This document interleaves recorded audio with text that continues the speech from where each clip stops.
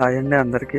మనం పనిచేసే ప్రతి చోట కూడా నిచ్చెన గానీ, లేదా గడింతలు గానీ వెళ్ళే అవకాశం ఉండదు. అలాగే మనకి ఇరుకు మార్గాల్లో కూడా వేసుకోవడానికి అవకాశం ఉండదు. కాబట్టి అలాంటి సమయంలో ఏం చేయాలి? మన పనిని ముందుకు తీసుకెళ్ళాలి. కాబట్టి ఏదో ఒక ప్రయత్నం అయితే మనం ఖచ్చితంగా చేయాలి. అందు నిమిత్తం మనం ఏం చేస్తామంటే మరి ఒక చిన్న ఇరుకు మార్గంలో మనం పని చేసుకోవడానికి గుర్రం కానీ లేదా గడించి కానీ నిచ్చెన కానీ వేసుకోవడానికి అవకాశం లేదు.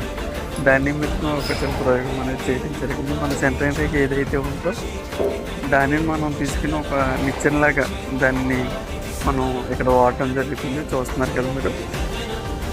దాని మీద మనం అంటే కొంచెం చాలా ఈజీగా దాని మీద మనం పని చేసుకోవచ్చు.